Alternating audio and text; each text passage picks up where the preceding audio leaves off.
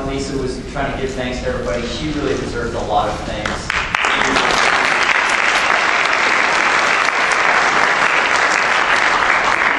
Really would be totally incompetent without her. She does a lot of sort of paperwork stuff that's sort of mildly tedious and very valuable number, so she deserves a lot of thanks. My name is Pete. If you don't know me, my main day job is I'm a rehabber. But I've also done a lot of investing in single-family home rentals. I've invested in 4 different states, and so I'm here tonight to talk about my experiences investing out of state. I also now invest in state, and the challenges, advantages, disadvantages of each of those. So about 10 years ago, if you weren't involved in real estate was on fire. It was appreciating. It was on the front page of every newspaper. Every party you went to, everyone was talking about it. And I wanted it. I wanted some of that. But I lived in Santa Monica, California, and I couldn't afford anything anywhere near Los Angeles. Any house within 50 miles of me was $1 million. So I got on an airplane and I flew to Arizona and I bought a house. I lived out there. I went to school out there and lived out there for about 7 years. So I bought that house right there for about $100,000. Bought it brand new. Advantage of that being very low maintenance in the beginning years. It was great. I was getting a little bit of cash flow every month. It was appreciating in value. So 6 months later, I drove an hour east of where I lived out to San Bernardino, California. Bought another house. It was great. It was sort of new house also. Recently built, so I had sort of low maintenance. It was going good. I was able to talk to the people at the parties. I was making money. I read the newspaper. I looked at the appreciation rates. I was like getting rich. So I drove out. 6 months later, I bought another. It was going good.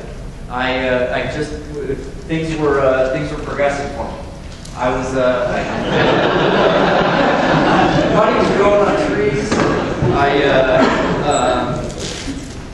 At the time, I was just working a regular old, worked for a marketing company. I was earning $32,000 a year, doing fine.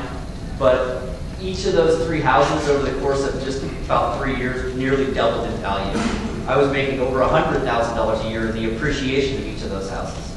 And so I was a genius. I just was feeling good about myself. I kept all these detailed spreadsheets about how I was doing, and did long-term calculations of my net worth, and I was just feeling good about myself. So a couple years passed. I got sort of bored and anxious. I read more newspaper articles. Got on an airplane. I flew to Florida. I bought this house. Worst mistake I ever made. I've made lots of small mistakes, but this was the only big mistake I've made in my real estate career. I just didn't really know Florida very well. I barely knew anything about the cities. I just read a few articles that said this neighborhood was appreciating well, so I bought it.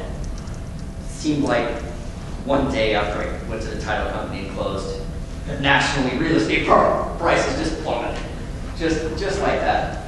Suddenly, the day after I bought it, I started having all kinds of problems with my out-of-state properties. This is a photo. The house was like 3 years old when I bought it. The HOA emails me this photo and says, "You have to paint your house." I'm like, what? Yeah, 3 years old, paint the house.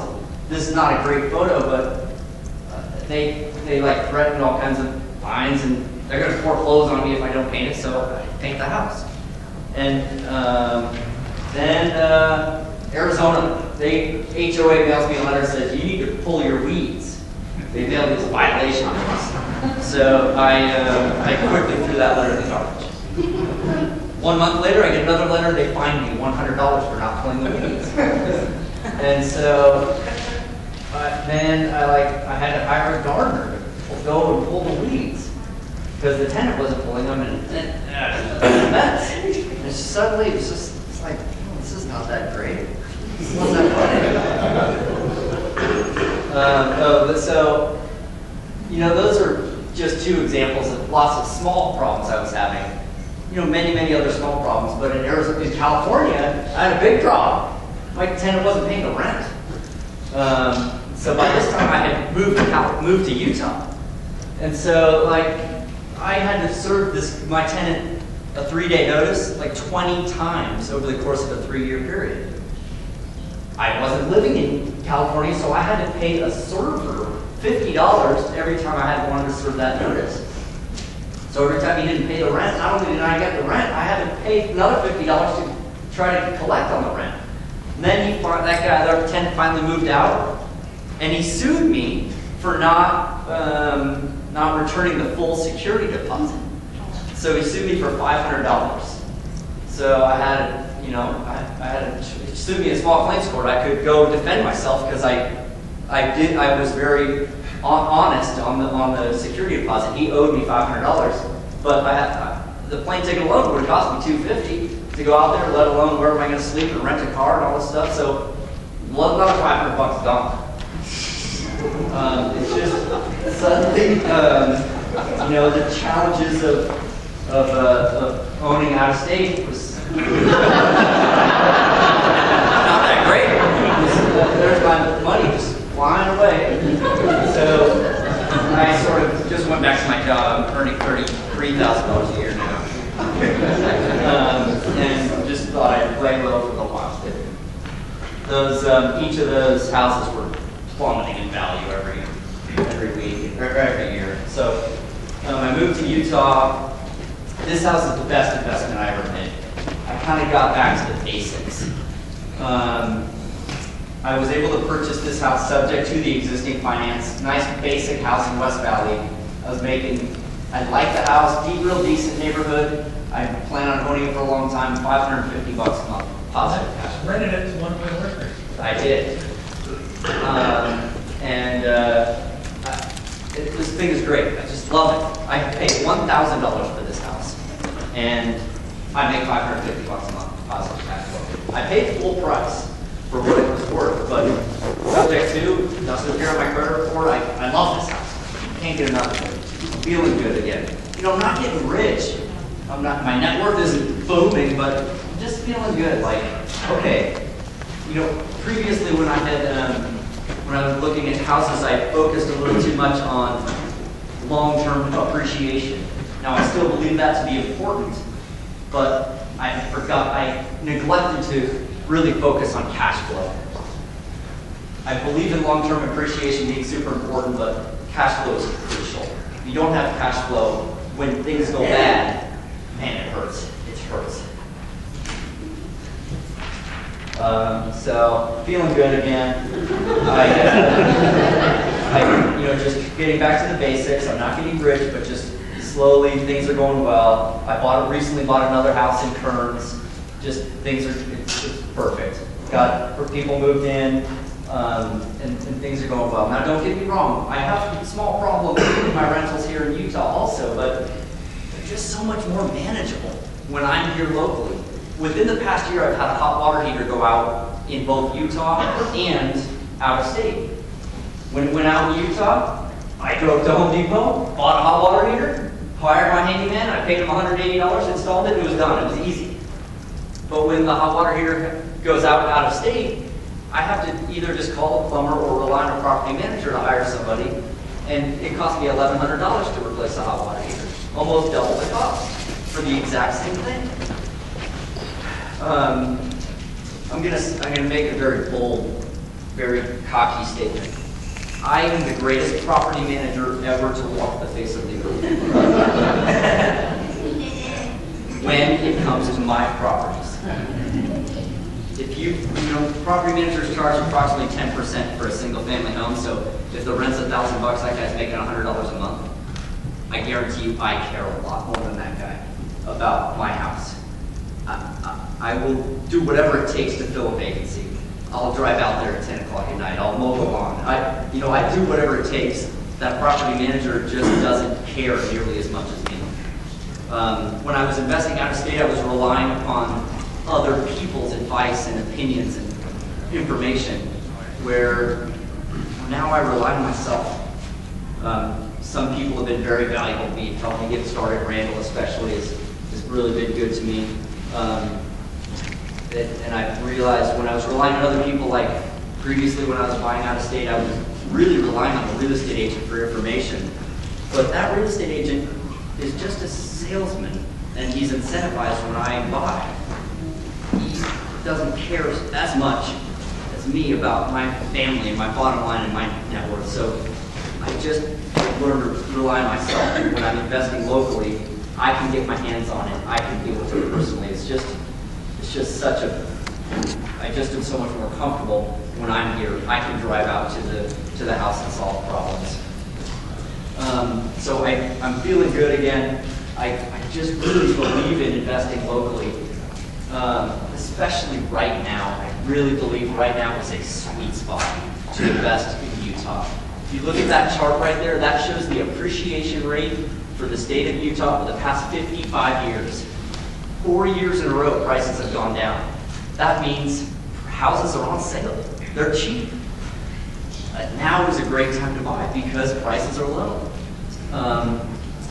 Reason number two, why now is a good time to buy? Appreciation is coming. I think it is coming this year. I think supply is down, demand is up. Jobs, number one reason why real estate will increase in value is jobs.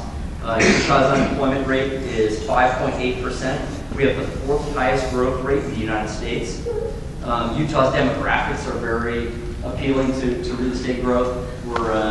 It's a very young state, lots of babies, lots of young people buying houses. I believe there's a lot of pent-up demand. I think there's been a lot of uncertainty in the real estate market over the past 7 years, and I think that people believe the economy is improving. People believe that things are going the right way. There's improving consumer confidence, low interest rates.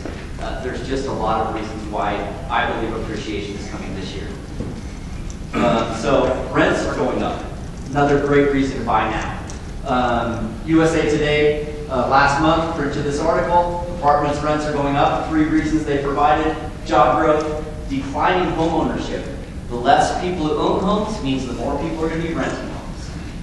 There's also not enough new construction going on. The population is growing, and there's more demand and more need for housing, but there's not enough new units being built. All the data I'm presenting here is very, very recent, in the past 1 to 2 months. This data is from a company called Marcus and Millichap. They're a huge real estate investment company. They're showing the top half shows the average rent nationally over the past 3 years. And you see it's just slowly going up, approximately 5% per year. So just basic economics 101.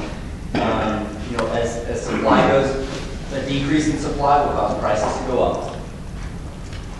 So this slide is the exact same thing as the previous slide, just showing the top half shows the previous 3 years as rent going up a little bit, 5% per year, and analysts are predicting a 4 to 5% increase in rent over the foreseeable future. So I just calculated those out. 4% increase per year over the next 4 years. By 2015, average rent nationally would be $1,200 a year. So just for fun, let's assume you bought a house today, or this year, in 2012, and let's assume that rents go up 4% per year for the next 30 years during a 30-year fixed rate. How much rent would you expect to receive at the end of 30 years?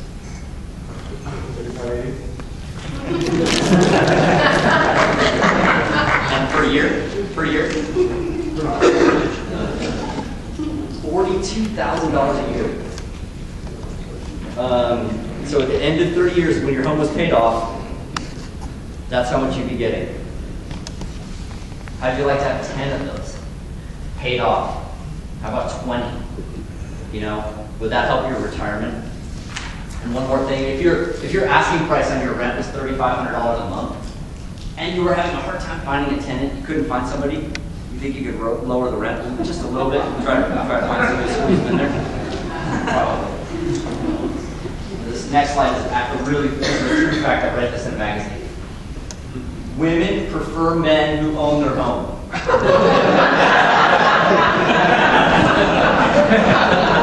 That's a true article. Look at this guy. Look at that guy.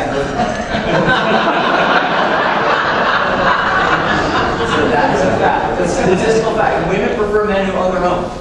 Now, Imagine what women think about men who own more than one home.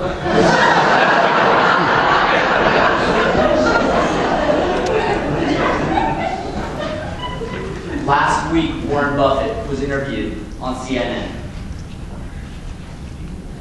There's his exact quotes right there. If I had a way of buying a couple 100,000 single-family home rentals, I would load up on them.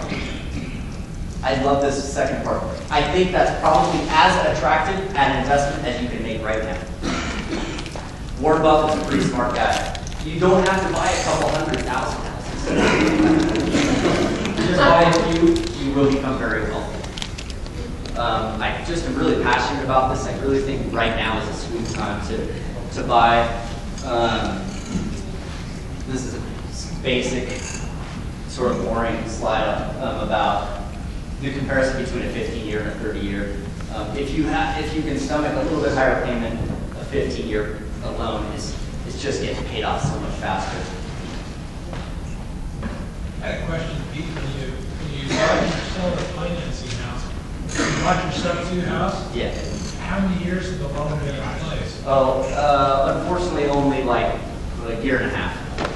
But that's a year and a half closer to me getting $42,000 a year.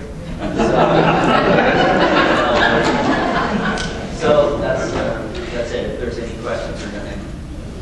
Thank you. Oh, yeah.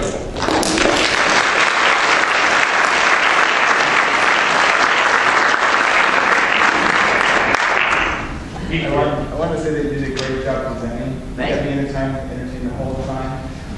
Brand new, do you have a place that talks really well about local average rents? It's like the reference that yeah. Yeah, I don't know that. Lonnie, do you know that? Yes. The places that I would go to check, I have property management, I think but it's very dependent upon location in the Salt Lake Valley. So if you want to talk to me later, I can kind of give you some indicators about prices and everything. Yeah, Lonnie made a valid point about neighborhood. Like if you're out in Magna, it's going to be dramatically different to Sugar House. So I think what somebody else said is exactly what I do. If I have a vacancy in a rental, I just go on KSL, I drive around the neighborhood, look for rent signs. I call them and pretend that I'm a tenant, ask for all the details, and they tell me. And then I just try to set my price accordingly, whatever I think is about fair in there. Rentometer.com. Then I can add the houses, those usual all the prices. Okay. Lee.